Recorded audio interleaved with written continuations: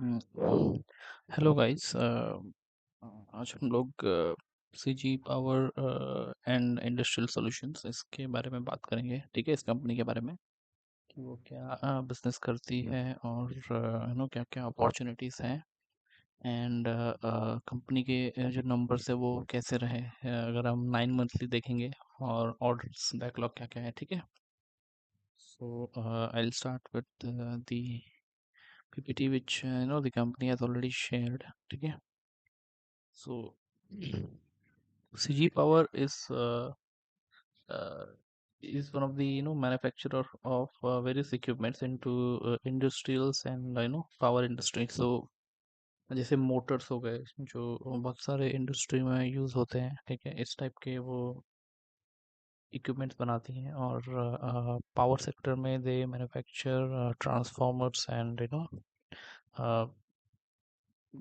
Distributor equipments. ठीक है, ये सब चीज़ें वो मैन्युफैक्चर करती है। सो आगे हम डिस्कस करेंगे इसके बारे में। Hmm so this is the overall snapshot. ठीक है, so they are leading player in capital goods industry.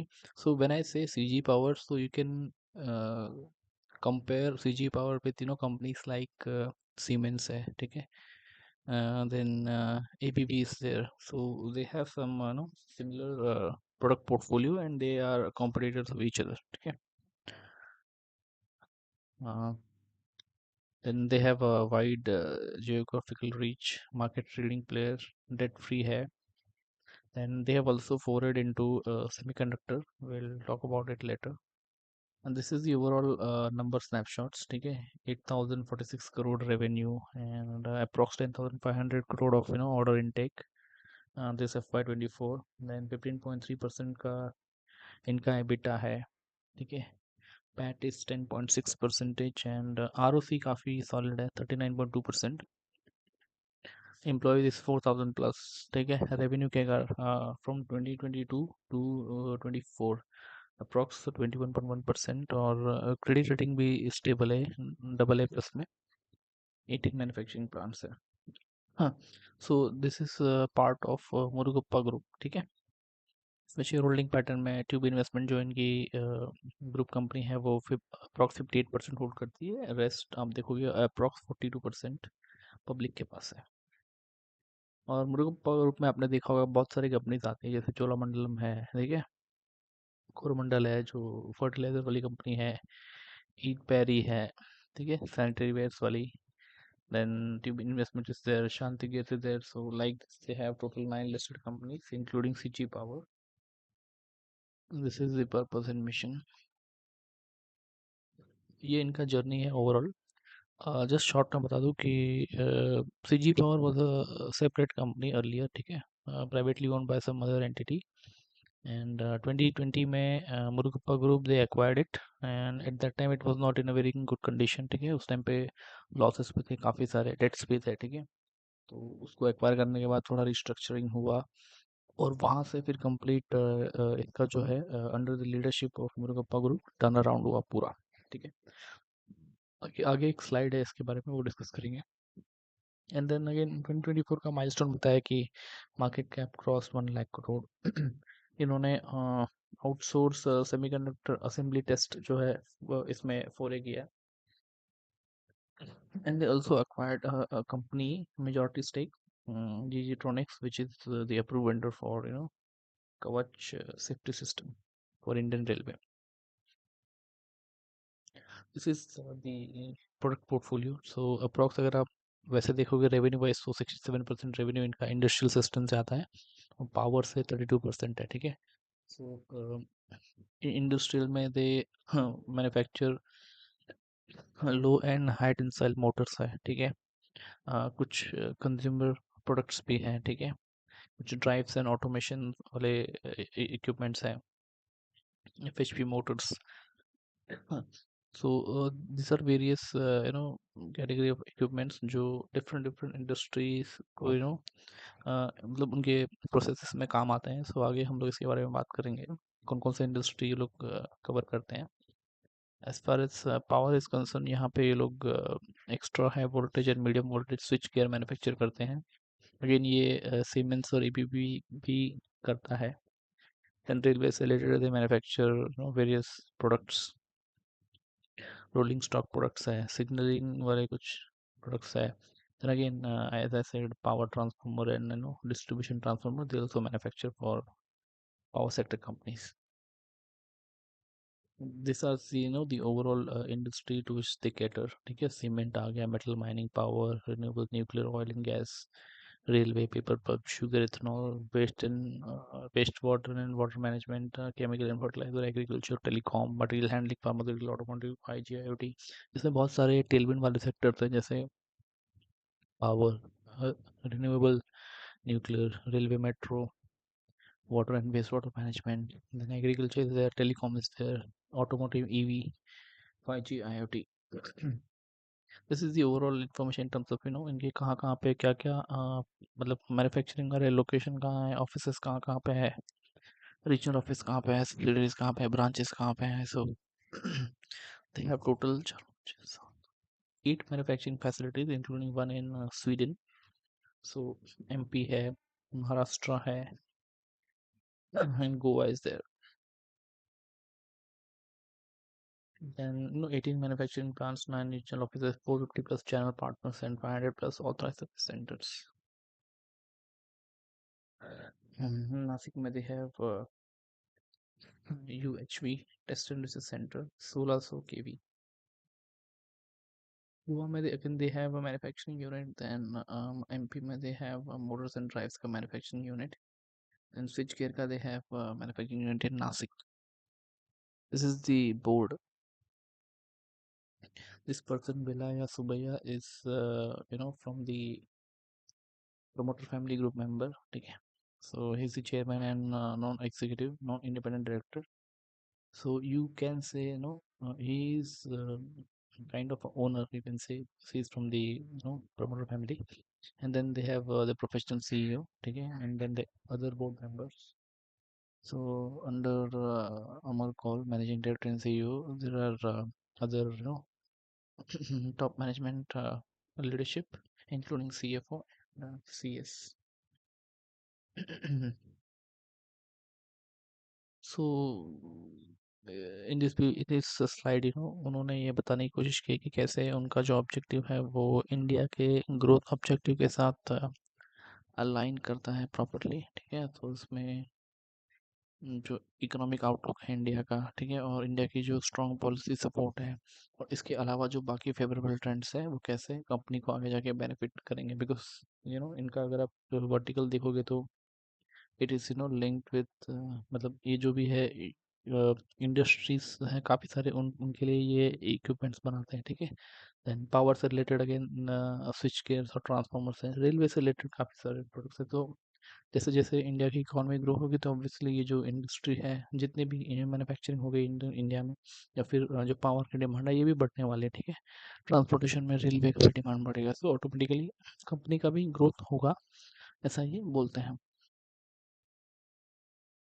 सो हाँ, इसमें काफ़ी सारी चीज़ें हैं, मतलब ब्रॉड बेस्ड जो एज यूजुअल आप न्यूज़ में भी सुनते होंगे काफ़ी बार. तो फिफ्थ लार्जेस्ट इकोनॉमी है, then fastest growing economy in the world. ठीक है, $7 trillion GDP by 2030. Then 30 trillion dollar का जीडीपी होगा by 2047. Then various make in India, then production link incentive schemes काफ़ी सारे जो गवर्नमेंट ने अनाउंस किए हैं, काफ़ी सारे और इनिशिएटिव्स या पॉलिसी गवर्नमेंट ने अनाउंस की है. सिमिलरली अदर फेवरेबल ट्रेंड्स में भी आप देखोगे तो they talking about the urban population. ठीक है, और जो लेबर फोर्स है इंडिया का वो मतलब इट्स इन अबंडेंस. ठीक है, मतलब है जितना रिक्वायरमेंट है उसके लिए काफ़ी लेबर फोर्स, मतलब we are not dependent on outside. Like for example, there are many developed countries, they are dependent on on the outside countries for labor force. जैसे मिडिल ईस्ट है, इसराइल है, तो India से काफ़ी सारे workers वहाँ पे जाते हैं काम करने के लिए, बिकॉज वहाँ पे अवेलेबल नहीं है वो स्किल्स. देन हाँ, ये पावर और रेलवे का उन्होंने सिमिलरली टेलविंड्स क्या क्या है वो मेंशन किया है. 500 gigawatt renewable by 2030. Then the money that is allocated for hydrogen capacity, 5 million metric ton per annum, approx 20,000 crore. Then transmission network expansion, up to 6.48 lakh kilometer from 4.85 lakh. ठीक है, काफ़ी सारे हैं, मतलब दिस आर अगेन अवेलेबल, मतलब जितने भी government की आप प्रेस रिलीज देखोगे तो उससे आपको मालूम पड़ जाएगा। नेशनल रेलवे प्लान इससे, ठीक है, इकोनॉमिक कॉरिडोर, 3 इकोनॉमिक कॉरिडोर बनने वाले हैं, ठीक है, उसके लिए करीब 11.16 लाख रुपए इन्वेस्टमेंट है। कवर सेफ्टी सिस्टम को इम्प्लीमेंट करना है, अप्रॉक्स 44,000 किलोमीटर ट्रैक पे विद इन नेक्स्ट 5 ईयर्स, ठीक है। रेलवे से रिलेटेड जो procurement rate should be greater than 50% local, ठीक है। और वंदे भारत ट्रेन के लिए specially more than 75% procurement should be local. Urbanisation is there. लेकिन मैन्युफैक्चरिंग से रिलेटेड भी जो टेलमेंट्स हैं एंड अदर्स में, जैसे डेटा सेंटर का डिमांड काफ़ी बढ़ने वाला है, अप्रॉक्स 3.3 गीगावाट बाय 2028 प्रोजेक्टेड है। एंड सोलर पावर कैपेसिटी है, ईवी है, ऑयल रिफाइनिंग है। आपको पता होगा इंडिया में भी import lot of crude oils, कच्चा तेल आता है और उसको हम रिफाइन करके वापस उस जो फिनिश प्रोडक्ट जो और रिफाइंड ऑयल बनता है उसको हम एक्सपोर्ट करते हैं बाकी कंट्रीज में। So India is an importer, but हम लोग जो फाइनल प्रोडक्ट है उसको एक्सपोर्ट भी करते हैं बाहर। Jal Jeevan mission, then defence budget 1.72 lakh crore. So overall ये जो दो स्लाइड है ना, इसमें यहाँ पे तो उन्होंने बता दिया कि how there objective is aligned with the objective of the India's ठीक है। और ये जो सेक्टर में वो लोग ऑपरेट करते हैं, देन उसका टेलविंड्स बता दिया, पावर है, रेलवे है, मैन्युफैक्चरिंग है, अदर्स है। एक्सपोर्ट मार्केट रिलेटेड टेलविंड्स उन्होंने बताया कि ग्लोबल जीडीपी अप्रॉक्स 3% से ग्रो करेगी। इमर्जिंग मार्केट अप्रॉक्स 4% या 4% प्लस से ग्रो करेगा। और जो डेवलप इकोनॉमी है वो लगभग, मतलब 3-3.5% से ग्रो करेंगे। यहाँ पे एक इन्होंने इंफॉर्मेशन दिया है कि पिछले कुछ साल में, मतलब 2019 से 2023 तक, यूएस को जो एक्सपोर्ट है इंडिया का और चाइना में, उसमें कुछ डिफरेंस है, मतलब चाइना का इंपोर्ट कम हुआ है और इंडिया का बढ़ा है। तो इंडिया का टोटल 25.9 बिलियन बढ़ा है और चाइना का 21.9 बिलियन कम हुआ है। सो ये अलग अलग सेक्टर्स का उन्होंने इन्फॉर्मेशन दिया कि कहाँ पे कितना कम हुआ है, कितना ज़्यादा हुआ है, एक्सेप्ट ऑटो कंपोनेंट। बाकी सब में चाइना का शेयर कम हुआ है और इंडिया का, मतलब जो अगर बिलियन डॉलर टर्म्स में आप देखोगे तो बढ़ा है।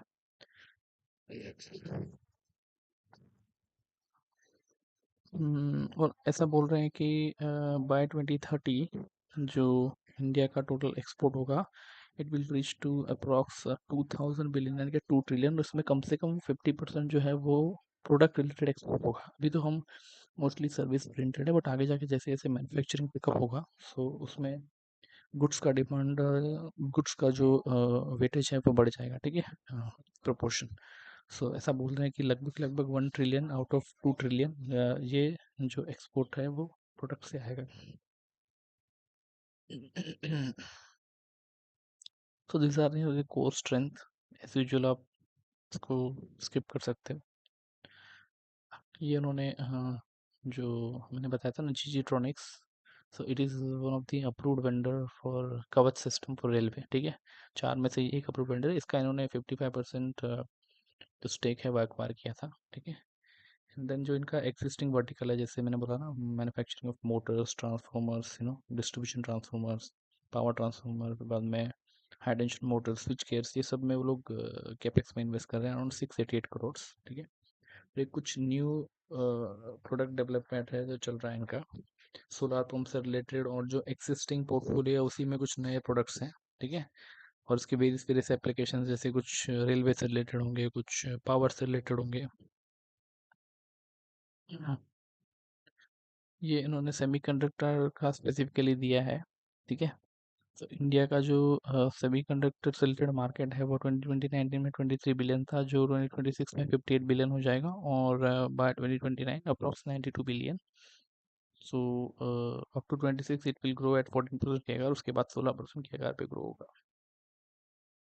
और सेमीकंडक्टर का इन्होंने ब्रेकअप दिया है कि वर्टिकल वाइज, जो इंडस्ट्रीज सेमीकंडक्टर यूज़ करती हैं वहाँ पे ग्रोथ कैसे कैसे हुआ है सेमीकंडक्टर का, ठीक है।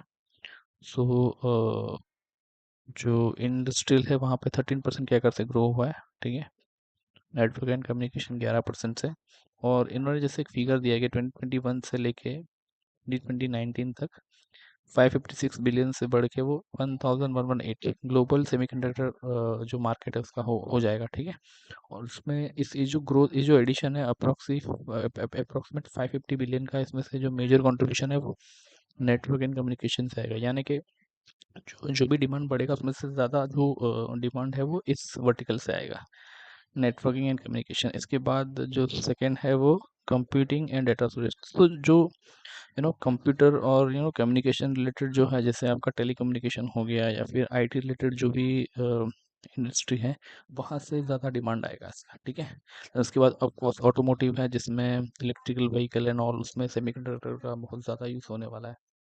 So software defined vehicle and also उसके लिए ज़्यादा उसका इम्पोर्टेंस है। तो इन्होंने एक स्टडी है जैसे केयर की, पिछला भी आप देखोगे तो केयर का ही रिपोर्ट है, केयर एज रिसर्च, ठीक है। सो उसको रेफरेंस लेके इन्होंने ये डेटा यहाँ पर डाला है। एंड देन ये जो डिमांड बढ़ेगी या जो भी ग्रोथ रहेगा सेमीकंडक्टर में ग्लोबली और विद इन इंडिया, ये इसमें क्या क्या फैक्टर्स जो है प्ले करेंगे, जैसे गवर्नमेंट की जो भी इनिशिएटिव्स है पीएलआई स्कीम्स है, और जो कैपेक्स सपोर्ट है गवर्नमेंट का स्टेट का, प्रोटेक्शन मेजर्स जैसे custom duty, government can use that to protect the domestic industry, geopolitical है, competition of skill talent, strong local demand। ये R and D related semiconductor का जो इन्होंने फोरे किया है उसमें ये, so this is how they are going to play now. They have acquired radio frequency component manufacturing business of Renesas. Renesas is one of the semiconductor manufacturing company from Japan, ठीक है। तो उन्होंने ऑलरेडी देखो इसमें कैसा है, एक तो डिज़ाइन है, उसके बाद जो उसकी एक्चुअल फैब्रिकेशन होगी, मैन्युफैक्चरिंग होगी, ठीक है। और फिर बाद में उसकी टेस्टिंग होगी, ठीक है। तो ये तीन पार्ट में उन्होंने बताया। तो already they have started with R and D and design. तो जो डिज़ाइन वाला जो एक इन्होंने ऑलरेडी स्टार्ट कर दिया है with the acquisition of this business from Renesas, ठीक है। तो ये जो बिजनेस उन्होंने एक्वायर किया है, इसमें they are going to get the IP, intellectual property मिलेंगी उसकी, कुछ इन्वेंट्री का एक्सेस है, ऑफ कोर्स कस्टमर्स भी होंगे कुछ जो एक्सिस्टिंग होंगे, कुछ एम्प्लॉयज हैं जो स्किल्ड एम्प्लॉयज है वो यहाँ पे ट्रांसफर होंगे, ठीक है, उनके कॉन्ट्रैक्ट्स और लाइसेंसेस रेडियो फ्रिक्वेंसी बिजनेस का डिज़ाइन रिलेटेड, ठीक है। तो they have already started working on it. और अगर मैं आपको नेक्स्ट स्लाइड में बताऊं, मतलब ऐसा नहीं कि ये एक एक्विजिशन है, there are also going to be few acquisitions जो आगे पता चलेगा कि अभी इसका क्लैरिटी नहीं है। So they have also started working on OSAT, so OSAT means outsource semiconductor assembly testing, ठीक है। So they started working on it. उन्होंने एक जेवी फॉर्म किया है, सीजी सेमी, जिसमें approx 92.3% will be owned by CG, then approx 6.8% by Renesas Japan, and the rest 0.9% by Star Micro Electronics from Thailand. So ये जो company है Renesas and Star Micro Electronics, they are going to help. So they have a JV basically. So with help of these two entities, CG Power is going to set up a manufacturing unit for semiconductor. So again यहाँ पे जो भी इनका contract है उसके basis पे take transfer होगा, ठीक है। ट्रेनिंग एंड इनेबलमेंट है।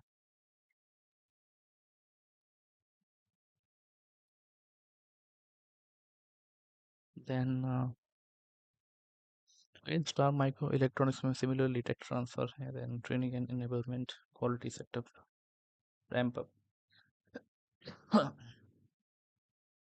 सीजी का एज यूजुअल जो टीम बनाना और देन एक्चुअल मैन्युफैक्चरिंग और development of semiconductor capabilities. So they have already secured a land parcel from Gujarat, ठीक है। Then this is going to be the biggest greenfield project till now for the Murugappa Group, ठीक है। अब तक का सबसे बड़ा प्रोजेक्ट होगा इनका। दे आर सेइंग कि 4 बिलियन प्लस यूनिट का कैपेसिटी होगा इसका एनुअल प्रोडक्शन। और जो इन्वेस्टमेंट होगा approx in the 5 years approx 7,600. They're saying कि up to 70% subsidy from central and state government they'll get. And yeah, and the key market, auto, industrial, telecom, 5G, IoT, all these are where there are tailwinds. मतलब देखिए इन सब में कुछ ना कुछ tailwinds और growth का opportunity है जो industry को ये cater करेंगे. So this is not a 1 year 2 year story, it's a decadal story, but as you know with the passage of time जैसे टाइम बीतेगा ये स्पीड पकड़ेगा. देन फाइनेंशियल परफॉर्मेंस तो इसमें see this is the overall number. ठीक है, 9 monthly अगर आप देखोगे करंट ईयर तो अराउंड 10,860 का इनको ऑर्डर मिला है और 9,706 का ऑर्डर बैकलॉग है. इसमें खास बात यह है कि अगर if you see the normal infrastructure companies like L&T उनके पास भी ऑर्डर बुक बड़ा बड़ा होता है बट उसमें एग्जीक्यूशन थोड़ा लैग करता है, वो थोड़ा लंबा होता है. इट्स नॉट कि ठीक है, बट ये जो इस टाइप की कंपनी जो होती है ना जैसे सीजी पावर से एबीबी है, सिम्स है, यहाँ पे एग्जीक्यूशन उनको उनसे अगर कंपेयर करोगे ना L&T टाइप कंपनीज तो बहुत फास्ट होता है. ये जो आप ऑर्डर देख रहे हो ये बहुत ही इजीली विद इन 1 ईयर और 15 मंथ्स तक ये कंज्यूम होने लायक वैसा ऑर्डर है ये. ठीक है, तो ये बहुत जल्दी एग्जीक्यूट भी होता है और ऑर्डर भी मतलब ठीक ठाक है. अगर आप प्रीवियस ईयर का बैकलॉग देखोगे तो 6,400, नाउ इट इज 9,706. सो ठीक है. Revenue is again it is also decent, 7,156 9 monthly as compared to 5,854 crore. Then EBITDA, इसका EBITDA में थोड़ा डिप है परसेंटेज वाइज. ठीक है, 15.4 to 14.7. देन पैट में भी थोड़ा डिप है 10.4 to 9.8, but year wise EBITDA थोड़ा ठीक है मतलब मैनेजेबल है, बट पैट में थोड़ा डिप है. But overall if you see capex का तो थोड़ा सा overall demand is bit slow. अब नॉट से स्लो बट थोड़ा सा एक सेंटिमेंट है मतलब गवर्नमेंट कैपेक्स और प्राइवेट कैपेक्स को लेके. बजट में भी थोड़ा बोला था कि जो गवर्नमेंट का जो मतलब जो एक बिल्डअप था वैसा हुआ नहीं. लेट्स सी आगे जाके. But order book is decent, मतलब ऑर्डर बुक जो है उसके हिसाब से तो ग्रोथ तो आएगा, मतलब ऐसा नहीं कि नहीं आएगा, बट जो ऑर्डर बुक रिलेटेड एक्सपेक्टेशन था वो थोड़ा कम हो गया.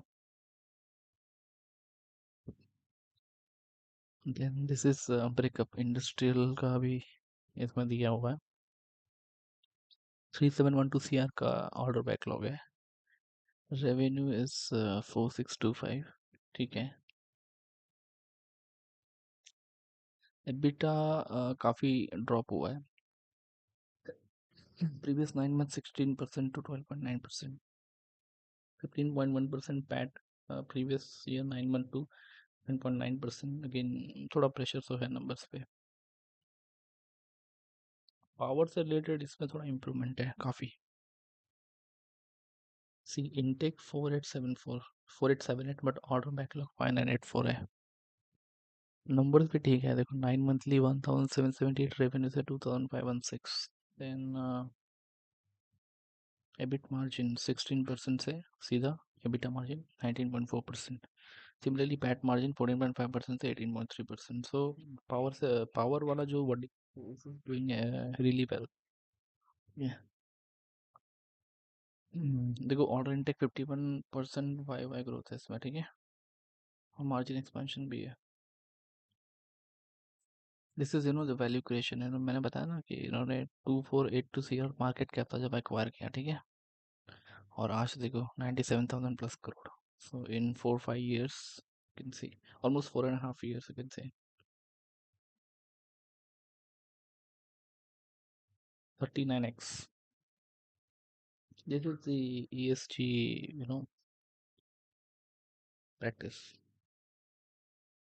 And then okay, that's it. So I hope you would have got some value. Okay, and